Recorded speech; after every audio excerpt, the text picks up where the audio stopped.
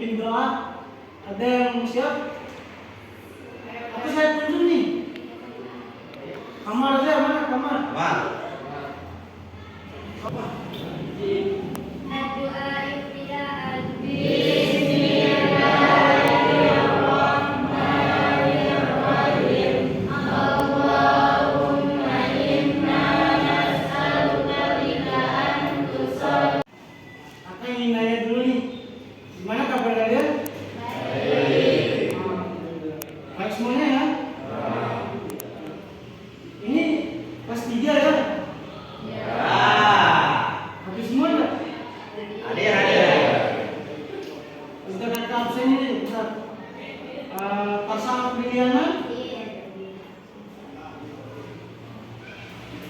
Lulu Andini, Puspa Andini, Kiki Amelia Putri. Izin kakak ingin menyampaikan tujuan pembelajaran kita ya. Jadi pembelajaran kita pada hari ini untuk bagaimana adik-adik bisa menghasilkan proyek dan bisa nantinya bermanfaat untuk kedepannya. Itu salah satu tujuan terbesar kita dalam pembelajaran hari ini. Mungkin langsung saja kita masuk pada materinya ya, adik-adik. Nah, jadi kita hari ini akan mempelajari terkait dengan kemampuan berbahasa. Jadi kemampuan berbahasa ini adalah salah satu inti daripada pembelajaran bahasa Indonesia. Jadi teman-teman tahu nggak fungsi dari bahasa Indonesia itu? Kita tahu ya. Oke. Jadi ada 3 materi yang akan kita pelajari pada pagi hari ini. Yang pertama itu mendengarkan laporan serta membedakan antara fakta dan opini. Tapi saya akan menerangkan lebih spesifiknya antara perbedaan opini dan fakta nantinya. Nah, kemudian yang kedua menyampaikan gagasan dan tanggapan dengan alasan yang logis dalam diskusi. Nanti kakak akan menerangkan gimana tanggapan yang logis, kemudian alasan yang logis dan tanggapan itu seperti apa. Nah, sebelumnya ada yang tahu nggak kemampuan berbahasa itu apa? Nah, jadi apa itu kemampuan berbahasa? Kemampuan berbahasa adalah keterampilan menggunakan bahasa secara efektif untuk menerima dan menyampaikan informasi, pikiran, gagasan, serta perasaan dalam berbagai situasi komunikasi, baik secara lisan maupun tertulis. Nah, kemampuan ini mencakup 4 aspek utamanya. Yang pertama, keterampilan menyimak ataupun mendengarkan. Yang kedua, keterampilan berbicara. Yang ketiga, keterampilan menulis. Yang keempat, keterampilan membaca. Nah, jadi 4 aspek ini adalah yang paling utama dalam berbahasa Indonesia. Jika tidak ada 4 aspek ini, maka berbahasa Indonesia itu kita akan merasa kaku. Jadi 4 aspek ini adalah yang sangat penting dalam konteks pembelajaran bahasa Indonesia. Kemampuan berbahasa tidak hanya berfungsi sebagai sarana komunikasi. Tidak hanya fungsi bahasa itu tidak hanya sebagai sarana komunikasi kita, akan tetapi sebagai alat berpikir kritis, berargumentasi, mengekspresikan diri, serta membangun hubungan sosial dan profesional. Nah, seperti apa sih untuk alat berpikir kritis itu bahasa? Nah, jadi kenapa bahasa dikatakan fungsi bahasa itu sebagai alat berpikir kritis? Nah, yang pertama, saya menjelaskan ini tanpa kalian bertanya itu bukan salah satu, itu bukan berpikir kritis namanya.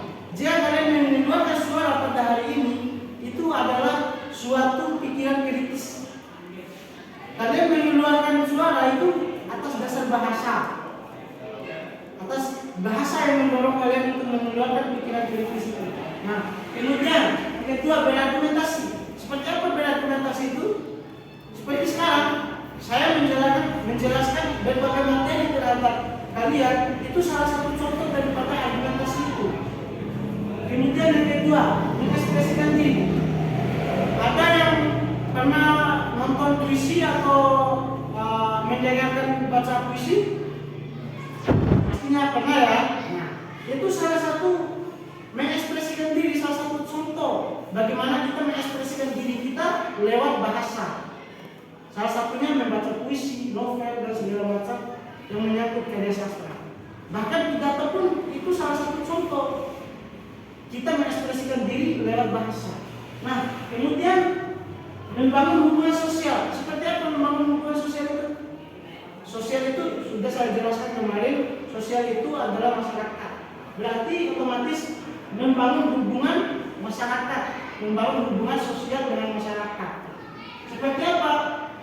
Di jalan kalian menyapa masyarakat ataupun orang-orang yang kalian kenal, kalian menyampaikan informasi, berpidato. Nah, itu salah satu contoh hubungan sosial itu, membangun hubungan sosial. Dan kemudian, lanjut, mendengarkan laporan serta membedakan antara fakta dan opini. Nah, ternyata di dalam bahasa itu ada yang namanya fakta dan opini. Nah, ini bagian daripada bahasa. Jadi kita harus bisa membedakan antara dua hal ini, antara fakta dan opini. Seperti apa sih fakta itu? Nah, mendengarkan laporan lisan memiliki kekhasan tersendiri. Hal ini dikarenakan sebuah laporan umumnya disampaikan dengan lafaz serta informasi yang jelas dan khas. Nah, jadi yang pertama materi ini mendengarkan laporan serta membedakan antara fakta dan opini. Seperti apa sih? Mendengarkan itu laporan lisan memiliki kekhasan tersendiri. Jadi dalam menyampaikan laporan kita itu harus memiliki khas kita sendiri, suara khas kita sendiri. Kemudian intonasinya seperti apa? Itu berbeda kita bertanya dengan intonasi kita menyampaikan laporan. Berbeda ya? Pastinya berbeda. Jadi itu yang membedakan menyampaikan informasi dengan bertanya. Intonasinya yang beda. Kemudian laporan merupakan informasi yang dibuat berdasarkan penelitian atau pengamatan isi laporan, meliputi fakta-fakta disertai opini atau pendapat, baik opini dari penyusun laporan pokok atau pakar dalam bidang yang bersangkutan maupun masyarakat luas. Dari laporan itu merupakan kumpulan data dan opini, merupakan kumpulan fakta dan opini. Apa itu fakta? Fakta itu data. Data itu dari mana? Data itu dari hasil penelitian kita. Contohnya, saya melakukan penelitian di sini. Kemudian saya mendapatkan kemampuan pembelajaran kalian, kemampuan kalian dalam memahami materi itu. Nah, itulah yang disebut data. Apa yang menjadi pembeda antara fakta dan opini? Kita lanjut. Nah, ini perbedaan fakta dan opini. Apa sih perbedaannya?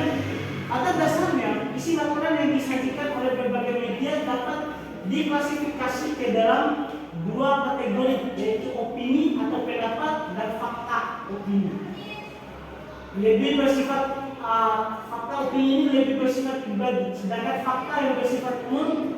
Dengan kata lain, opini masih bisa dibantah atau didukung, sedangkan fakta tidak bisa dibantah karena merupakan sesuatu yang benar-benar terjadi. Nah, jadi fakta ini adalah sesuatu hal yang benar-benar terjadi, berbeda dengan opini. Opini itu mungkin saja Ramdan menyampaikan opini, belum tentu opini Ramdan itu benar.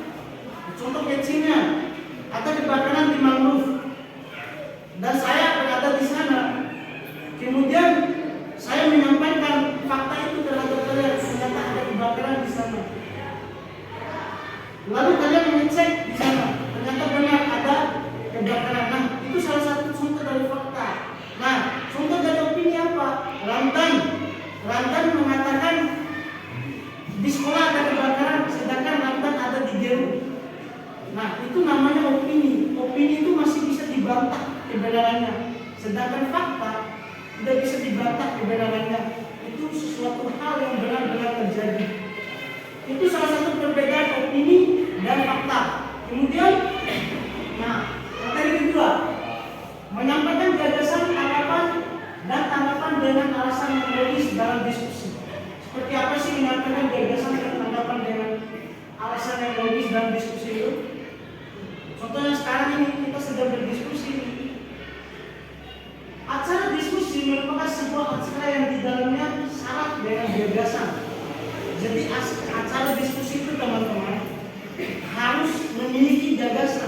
Gagasan itu dari mana? Dari peserta diskusi itu.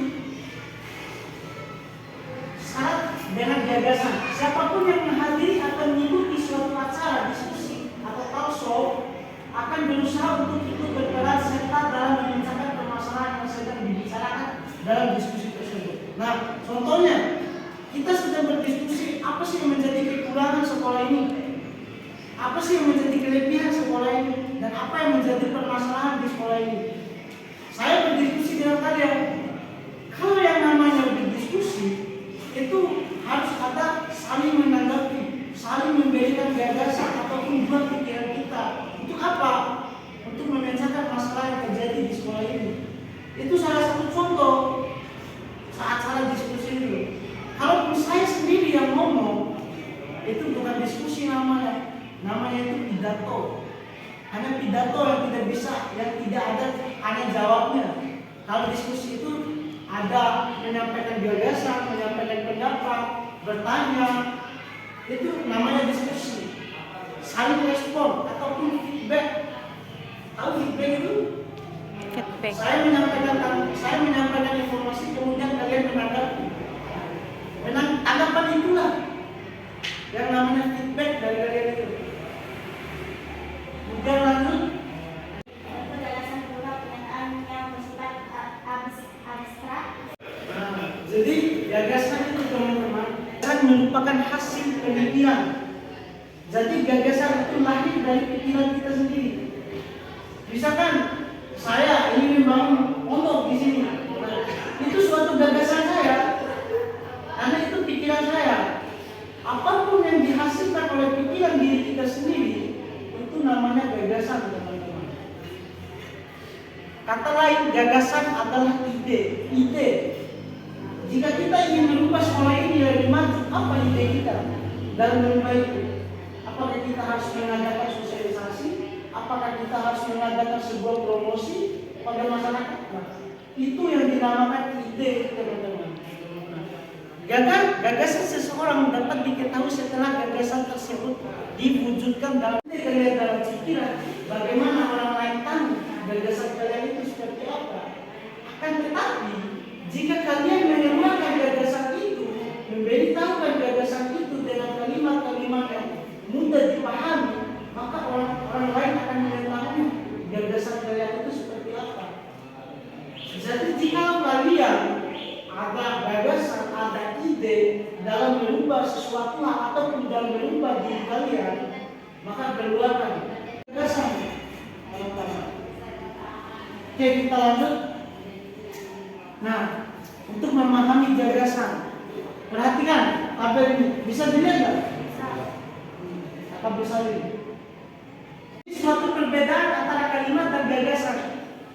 Kalimat, setiap warga negara Indonesia yang telah berusia 17 tahun harus memiliki kartu tanda penduduk. Ini kalimat. Kemudian gagasan, kepemilikan kartu tanda penduduk. Itu gagasan.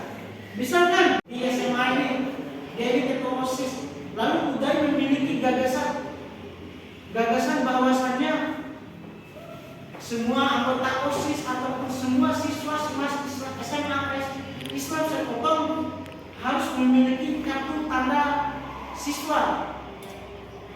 Jadi kakak minta satu orang aja untuk menyampaikan idenya ataupun gagasannya untuk merubah sekolah kita ini ke arah yang lebih baik dan lebih maju lagi. Coba satu orang. Oke, Uday. Gimana Uday gagasannya?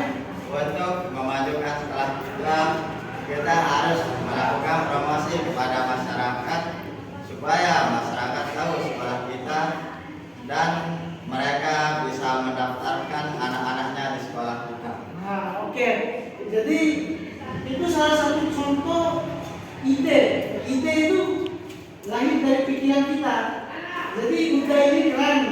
Ada ide untuk merubah sekolah ini ke yang lebih maju lagi lah. Bagus itu udah. Nah, jadi membahas terkait apa itu gagasan. Nah, untuk sekarang kita akan membahas apa itu tanggapan. Gagasan tanpa tanggapan itu tidak akan seru kawan-kawan dalam hal diskusi. Tanggapan tanpa gagasan tanggapan hadir atas dasar gagasan. Ada gagasan, ada ide. Ada ide, ada tanggapan. Nah, tanggapan seperti apa tanggapan itu? Dalam Kamus Besar Bahasa Indonesia menyebutkan bahwa tanggapan adalah sambutan terhadap ucapan, kritik atau komentar dan sebagainya. Jadi tanggapan itu ada bisa kritik, bisa komentar, bisa mendukung. Seperti idenya Udai tadi melakukan promosi terhadap masyarakat untuk supaya masyarakat mengetahui bahwa atas tadi sudah kita tadi ada Udai yang memberikan gagasan atau idenya. Nah sekarang karena kita membahas tanggapan, saya ingin satu orang aja yang memberikan tanggapan terkait dengan idenya Udai dalam mempromosikan sekolah ini pada masyarakat. Satu orang aja, angkat tangan.